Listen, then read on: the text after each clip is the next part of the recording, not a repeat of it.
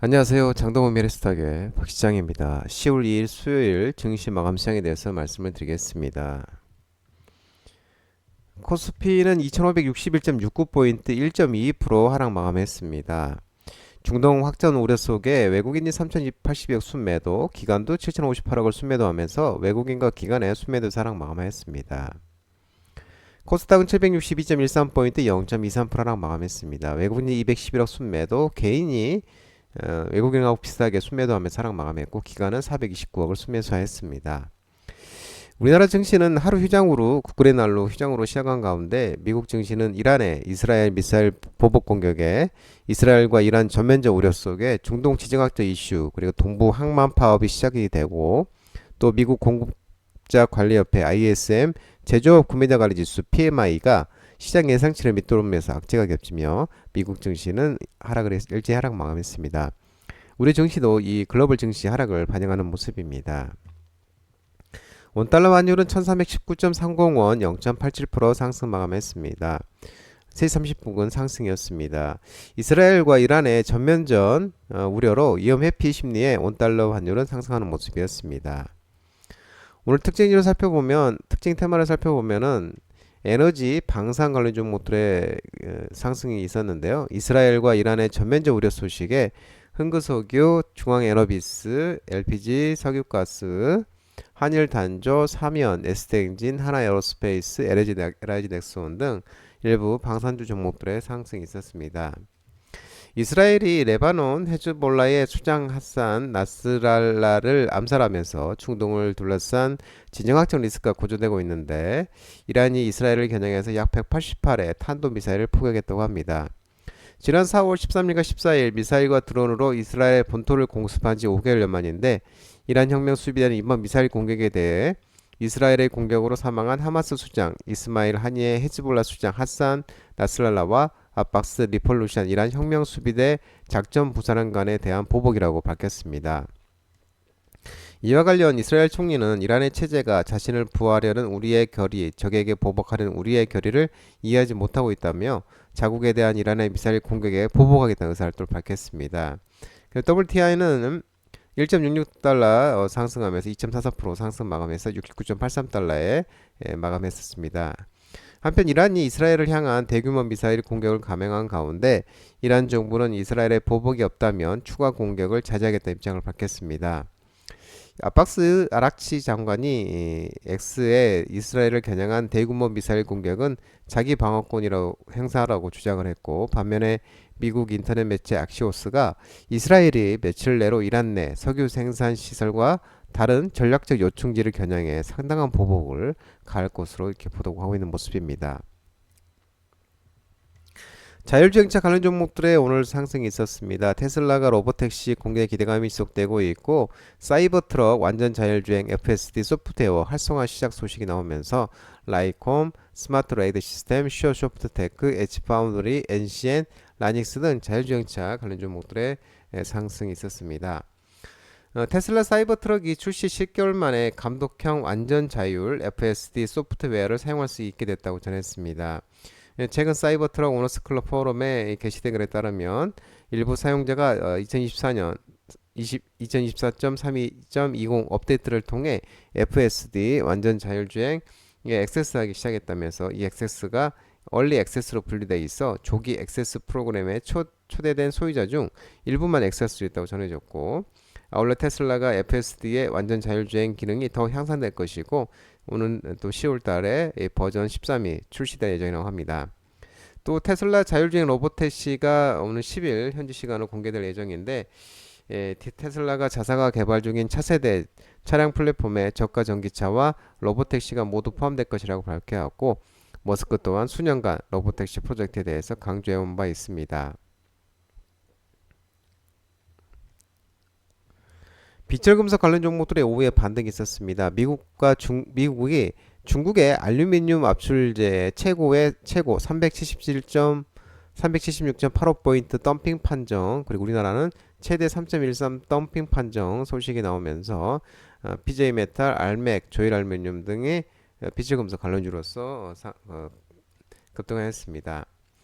이 미국 상무부가 최근 우리나라 등 이 4개국의 알루미늄 압출제 반덤핑 조사에 대한 최종 판정 결과를 발표했는데 우리나라의 알매기 덤핑 마진은 제로 퍼센트로 산정돼서 반덤핑 관세 부과 대상에서 제외됐고 신약 및 기타 기업에 대해서는 3.13%의 덤핑 마진이 산정된 것으로 알려지고 있습니다. 반면에 주요국들의 덤핑 마진이 4.25%에서 376.85포인트는 중국, 7.42%에서 82.03%는 멕시코, 7.11에서 39.54% 콜롬비아, 14.15에서 41.84% 베트남 등으로 이렇게 전해졌습니다. 이와 관련해서 산자부는 한국 기업의 경우는 이 경쟁국 대비 덤핑 마진이 경쟁국 대비 낮은 수준으로 최종 산정돼 업계에 대한 직접적인 영향은 제한적일 것으로 예상된다고 밝혔습니다. 반도체 관련 종목들이 일부 종목들이 하락을 했습니다. 미국 필라델피아 반도지수가 큰 폭으로 하락하고 또 맥코리가 삼성전자 목표 주가를 대폭 하향 조정하면서 하락했습니다. 하나머트리얼즈, 타이거 일렉, ENF 테크놀로지, TAMC, 자람 테크놀로지 등 반도체 관련주들이 하락을 했고 또 이스트 소프트, 셀바스 AI, 폴라리스마, 바이브 컴퍼니, 폴리또 이렇게 또 이 AI 챗봇, 챗 GPT, 지능형 로봇 AI 관련 종목들이 하락을 했습니다. 그리고 산일전기, 세명전기, LS일렉트릭, 제일일렉트릭, 강원전선 이렇게 전력설비 전사 관련 종목도 하락을 했습니다. 이게 셀바스 AI고 폴라리스 AI입니다. 이게 자동으로 이게 이제 한글로 번역이 돼 버려서 이렇게 나왔네요. 이 지난 또 3편 삼성전자는 이 장중 한때 6만 원선이 붕괴되기도 했지만 저가 매수가 들어오면서 약보권에 또 마감을 했습니다. 지난밤 이제 뉴욕 증시는 이스라엘과 이란 전면적으로 등이 하락했습니다. 필라델피아 지수도 급락을 했는데 2.86% 하락 마감했습니다. 엔비디아는 3.66%, AMD도 2.64, TSMC도 0.92% 하락, 마이크론 3.28% 하락 마감했습니다. 특히 최근에 이 중국의 엔비디아 칩 사용 제한 공고 소식도 전해진 가운데 엔비디아가 또 이르면 올 4분기부터 주요 고객사에 공급할 서버용 AI GPU 블랙웰 제품 중 서버용 렉 2개에 최대 72개 GPU를 수납하는 GB200 MVX 36 곱하기 2 이 출시를 잠정 중단했다는 또 관측이 나오고 있습니다. 또한 이 모건 스탠리가 SK하이닉스에 대해서 매도 의견을 내고 반도체 업종의 겨울을 전망한 데 이어서 이 글로벌 금융그룹 맥쿼리가 삼성전자의 목표가를 대폭 하향 조정했습니다. 맥쿼리는 삼성전자가 메모리 부분이 다운 사이클에 진입하면서 수익성이 악화될 것이고 목표 주가가 기존 12만 5천원에서 6만 4천원으로 절반 수준으로 하향했습니다. 특히 맥쿼리는 디램 등 메모리 공급 과잉에 따라 평균 판매 가격이 내림세로 전환한 가운데 전반 산업 수요 이축이 실적 둔화로 이어질 우려가 크다고 지적했습니다. 이에 따라서 삼성전자가 디램 1위 공급 업체 타이틀을 잃을 수도 있고 또한 고대역폭 메모리 HBM 시장에서 엔비디아의 납품이 늦어져 주가 상승 모멘텀이 약해졌다고 설명하고 있습니다. 한편 전일 산자부가 발표한 2024년 9월 수출입 동향에서 우리나라 이 국내 전체 수출액은 587억 7천만 달러로 1년 전에 같은 달보다 7.5% 증가를 했다고 합니다. 지난해 10월 이후 12개월 연속 증가세인데 역대 9월 중 최대치를 기록을 했습니다. 최대 수출 품목은 반도체 136억 달러로 작년에 9월보다 30.1% 급증을 했고 지난 6월 이후 3개월 만에 사상 최대 실적을 경신한 것은 물론 11개월 연속 증가 흐름을 이어가는 모습이었습니다. 아이폰 16 시리즈가 수요 부진 우려 속에 애플이 주가도 하락하면서 아이폰도 하락했습니다. LG노텍, 덕산 네오록스, LG디스플레이 등이 하락을 했습니다. 이 투자은행 바클레이스가 애플이 아이폰 16 생산을 4분기에 300만 대 줄였을 가능성이 있다고 밝혔습니다. 이러한 감산이 애플 주요 공급망 파트너스를 통해 확인됐는데 이로 인해서 올해 아이폰 16 해외 판매가 전년 대비 15% 감소할 것이라고 관측되고 있습니다. 3분기 아이폰 16 출하량을 5,100만 대로 예상했는데 이는 작년보다 판매 기간이 이틀이나 더 많았음에도 비슷한 수준이라고 설명했습니다. 아이폰 16 수요 문제 이후로 애플 인텔리전스 순차 출시, 미국의 지역에서의 AI 채택 제한, 하드웨어 차별화 부족 등을 지목을 했습니다. 또 LG이노텍에 대해서 이 메리츠증권은 이 전작 대비 감소한 리드 타임으로 인해 아이폰 16 수요 부진에 대한 우려가 확산되고 있다고 얘기를 하고 있습니다. 그래서 목표가를 메리츠증권은 기존 34만 원에서 29만 원으로 하향 조정했습니다. 현대 기아차가 9월 미국의 판매 부진 소식에 자동차 대표주 자동차 부품 관련 종목도 하락했습니다. 한호시스템, 현대차, 현대모비스, SG글로벌, 태양금속, SL 등 현대차, 기아차 자동차 부품 관련 종목들에 하락을 했습니다. 한호시스템은 한국 타이엔테크놀로지의 피인수 속에 양사 시너지다 의문이 제기된 영향으로 급락세를 또 기록을 했습니다. 현대차 미국 판매법인의 지난 9월 현재 판매량이 62,491대로 전년 동월 대비 9% 감소했다고 합니다. 기아 판매법인의 지난 9월 현지 판매량은 58,913대로 전년 동월 대비 12% 감소한 것으로 알려졌고요. 이와 관련 랜드파크 현대차 미국 판매법인 최고 경영자 CEO가 9월 달력상 판매 일수가 작년보다 적었던 영향을 받았다고 밝히고 있는 모습입니다.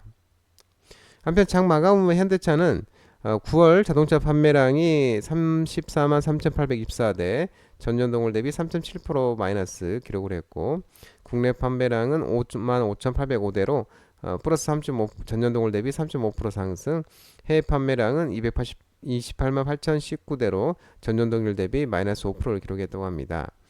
기아는 2024년 9월 자동차 판매량이 24만 9,842대로 전년 동월 대비 4.45% 하락, 내수 판매량은 38,140대로 전년 동월 대비 마이너스 13.6% 감소했다고 합니다. 해외 판매량은 21만 1,002대로 전년 동월 대비 2.7% 하락했다고 합니다. 주요 의류업체 3분기 실적 부진 전망 소식에 패션 의류 관련 종목들 하락을 했습니다. 형제 엘리트, 노브랜드, 화성 엔터프라이즈, 인디에프, 진도 등 패션 의류 관련 종목들이 하락을 했습니다. 주요 의료업체들 모두 3분기 실적은 예상치를 하회할 가능성이 크다고 밝혔습니다. 하나증권에서 보고서를 냈는데, 이는 7, 8월의 패션 비수이기도 하지만 9월 늦더위 영향으로 FW 시즌 판매가 부진했기 때문인데, 특히 3분기 브랜드 업체들 매출 역신장이 불가피할 것으로 전망되고 있는 모습입니다. 아울러 또 중국 현지 소비도 부진했다고 밝혔습니다. 또 이와 관련 7월 중국의 의료 소비 판매는 전년 동일 대비 5% 마이너스, 8월은 마이너스 2%를 기록했고 9월도 중국 소비 부진으로 역성장 추세가 지속될 것으로 예상하고 있다고 합니다. 장동호빈의 스탁 전화번호는 166-3797입니다. 하지만 자본시장법 개정으로 인하여 이 번호는 착실 및 수신이 거부되어 있으니까 참고하시기 바랍니다. 끝으로 이 장동호 대표 유튜브 채널 구독과 좋아요 많이 부탁드리고요. 알림 설정도 꼭 해두시기 바랍니다. 유튜브 채널 아래 보면은 공유가 있습니다. 공유, 소개 링크 많이 부탁드리고요. 유튜브 장중 라이브 무료 방송 진행하고 있으니까 혼자 하기 힘드신 분들이나 도움이 필요하신 분들은 언제든지 오셔서 많은 도움 받아가시기 바랍니다. 오늘 시장도 모든 분들 고생 많으셨고요. 남은 시간 평안한 시간 되시기 바랍니다. 감사합니다.